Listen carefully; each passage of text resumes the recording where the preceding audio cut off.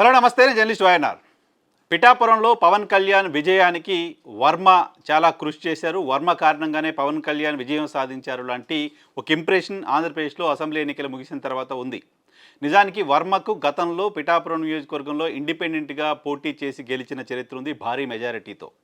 So అటువంటి వర్మ గడిచిన ఎన్నికల్లో పిఠాపురం నుంచి తెలుగుదేశం పార్టీ అభ్యర్థిగా పోటీ చేయాలనుకున్నారు. కానీ పవన్ కళ్యాణ్ అక్కడ పోటీ చేయాలని నిర్ణయం తీసుకోవడంతో వర్మ ముందుగా అసంతృప్తిని వ్యక్తం చేశారు. సో పార్టీ కార్యాలయం దగ్గరే వర్మకు సంబంధించిన అనుచరులు ఆందోళన చేయడం, పార్టీకి సంబంధించిన జెండాలు కండువాలు కాల్చేయడం ఇవన్నీ చూసాం. ఆ తర్వాత తెలుగుదేశం పార్టీ అధిష్టానం వర్మను తమ దగ్గరికి పిలిపించుకొని చంద్రబాబు నాయుడు గారు ఆయనకేదో హామీ ఇచ్చారు. ఆ హామీ తర్వాత వర్మ పార్టీ అధిష్టానం చెప్పినట్లే వింటాను, నేను పవన్ కళ్యాణ్ గారి విజయం కోసం పనిచేస్తాను అంటూ చెప్తూ వచ్చారు. పవన్ కళ్యాణ్ విజయం కోసం ఎన్నికల్లో విస్తృతంగా పర్యటనలు చేశారు, పనిచేశారు. సో ఆ విజయం తర్వాత కూడా పవన్ కళ్యాణ్ గారు వర్మ కలిసే ఉన్నారు. సో వాళ్ళ మధ్య ఎక్కడ గ్యాప్ ఉన్నట్టుగా కనపడలేదు. సో అదే సమయంలో వర్మను పిలిచి మాట్లాడిన సందర్భంలో ఓపెన్గా మీడియా ముందు చంద్రబాబు నాయుడు గారు చెప్పిన మాట, వర్మని కాపాడుకుంటాం, వర్మకి భవిష్యత్తులో అవకాశం కల్పిస్తాం అంటూ శాసన మండలికి పంపిస్తామనే ఒక ఫీలర్ని ఆయన ఓపెన్గానే వదిలారు. ఆ తర్వాత శాసన మండలి స్థానాలు మొదటిగా ఖాళీ అయిన సందర్భంలో వర్మకు అవకాశం రాలేదు. సో ఆ తర్వాత వర్మను టీటీడీ చైర్మన్ని చేయబోతున్నారు అంటూ ప్రచారం చాలా విస్తృతంగా జరిగింది. ఆయనకు టీటీడీ చైర్మన్ ఆఫర్ చేశారు, టీటీడీ చైర్మన్ని చేయబోతున్నారు అంటూ విస్తృతంగా తెలుగుదేశం పార్టీకి సంబంధించిన మీడియాలోనే ప్రచారం జరిగింది. బట్ టీటీడీ చైర్మన్ కాలేదైనా ఆ తర్వాత మొదటిసారి ఖాళీ అయిన ఎమ్మెల్సీ స్థానాల్లో వర్మకు అవకాశం దక్కుతుందని భావించారు. అటువంటి వార్తలు వచ్చాయి. బట్ అటువంటి అవకాశం ఆయనకు దక్కలేదు. తాజాగా ఖాళీ అయిన 5 శాసన మండలి స్థానాల్లో వర్మకు గ్యారంటీగా ఒకటి ఇవ్వబోతున్నారు అంటూ ప్రచారం జరిగింది. వర్మకు సీట్ గ్యారంటీగా ఇవ్వబోతున్నారు అనే ప్రచారం జరిగింది. క్షత్రియ సామాజిక వర్గం నుంచి అవకాశం కల్పిస్తాననే మాట గతంలో చంద్రబాబు నాయుడు గారు కూడా చెప్పారు కాబట్టి ఆయనకు అటువంటి అవకాశం ఇవ్వబోతున్నారు అంటూ ప్రచారం జరిగింది.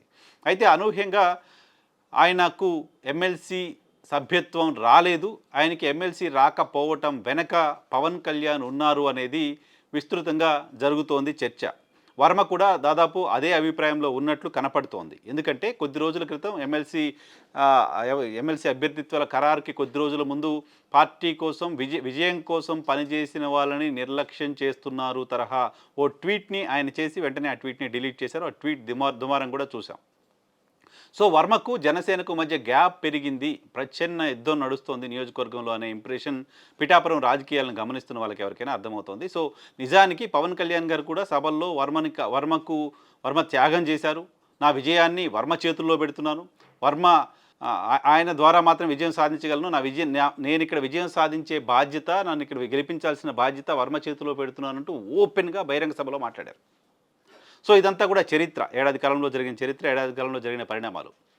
సో దీనికి భిన్నంగా ఈరోజు జనసేన పార్టీ ఆవిర్భావ దినోత్సవంలో నాగబాబు కొన్ని వ్యాఖ్యలు చేశారు. నాగబాబు ఇటీవల శాసనమండలి సభ్యుడిగా ఎంపికయ్యారు. ఏప్రిల్ 1వ తారీఖు నుంచి ఆయన శాసనమండలి సభ్యుడిగా ఉండబోతున్నారు. సో నాగబాబు చేసిన వ్యాఖ్యలు నేరుగా వర్మని గిల్లినట్లుగా ఉన్నాయి, వర్మకు వ్యతిరేకంగా ఉన్నాయి, వర్మని టార్గెట్ చేసినట్లుగా ఉన్నాయి, వర్మని ఇక నీ అవసరం మాకు లేదు అని చెప్పినట్లుగా ఉన్నాయి. ఏం మాట్లాడారు నాగబాబు? నేను పక్కన వీడియో కూడా ప్లే చేస్తాను, ఒకసారి వినండి. అయితే ఇక్కడ పిఠాపురంలో పవన్ కళ్యాణ్ గారు అఖండ విజయం సాధించడానికి 2 ఫ్యాక్టర్స్, 2 ఇంపార్టెంట్ ఫ్యాక్టర్స్. ఒకటి మన ప్రెసిడెంట్ జనసేనాని పవన్ కళ్యాణ్ గారు అయితే, రెండో ఫ్యాక్టర్, నాట్ వ్యక్తి, ఫ్యాక్టర్ పిఠాపురం జన సైనికులు, పిఠాపురం పౌరులు, పిఠాపురం ఓటర్స్. వీళ్ళిద్దరూ లేకపోతే మేము ఏమి చేసినా ఏం ఉపయోగం లేదు. సో మాలో ఇంకెవరైనా సరే పవన్ కళ్యాణ్ గారి విజయానికి నేనే దోహదపడ్డాను అని ఎవరన్నా అనుకుంటే అది వారి కర్మ, అంతకంటే ఏం చేయలేదు.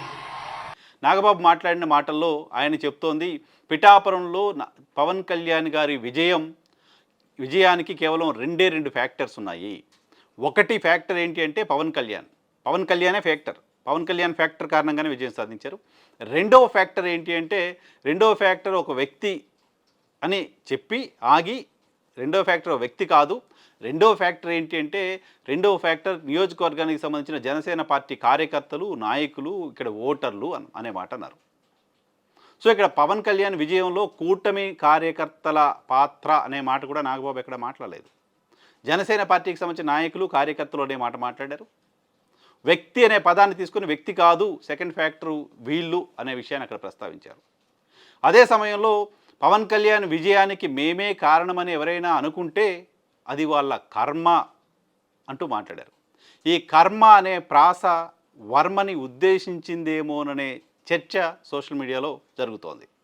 సో ఈ సందర్భంగా ఈ సభలో పవన్ కళ్యాణ్ గారు పిఠాపురం నియోజకవర్గంలో విజయం సాధించటం వెనక రీజన్ ఏంటి, దానికి సంబంధించిన విశ్లేషణ ఏంటి, దానికి సంబంధించిన సందర్భం ఏంటి అంటే డెఫినెట్గా సందర్భం ఏం కాదు.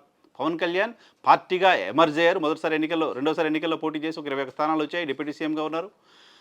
100% స్ట్రైక్ రేట్ సాధించారు. సో దాని గురించి చెప్పొచ్చు. కేవలం పవన్ కళ్యాణ్ పిఠాపురం నియోజకవర్గంలో విజయం సాధించిన అంశానికి సంబంధించి నాగబాబు గారు అంత లోతైన విశ్లేషణ చేయటం, వ్యక్తి అనే పేరు తీసుకొని వ్యక్తి కాదు వ్యవస్థ అంటూ చెప్పడం, కర్మ అనే ప్రస్తావన అక్కడ తీసుకురావడం, కూటమికి సంబంధించిన నాయకులు, 3 పార్టీలకు సంబంధించిన నాయకులు కార్యకర్తల ప్రమేయమనో లేకపోతే 3 పార్టీలకు సంబంధించిన నాయకులు కార్యకర్తల కష్టం అనే మాట కూడా మాట్లాడకుండా కేవలం జనసేన పార్టీకి సంబంధించిన కార్యకర్తలు, ఇక్కడ నియోజకవర్గానికి సంబంధించిన ఓటర్లు వీళ్ళ కృషితో మాత్రమే Pawan Kalyan and constituency cadre and constituency voter ఈ ఫ్యాక్టర్స్తో మాత్రమే విజయం సాధించారంటూ చెప్పడం ద్వారా పవన్ కళ్యాణ్ వర్మను గిల్లినట్లయింది.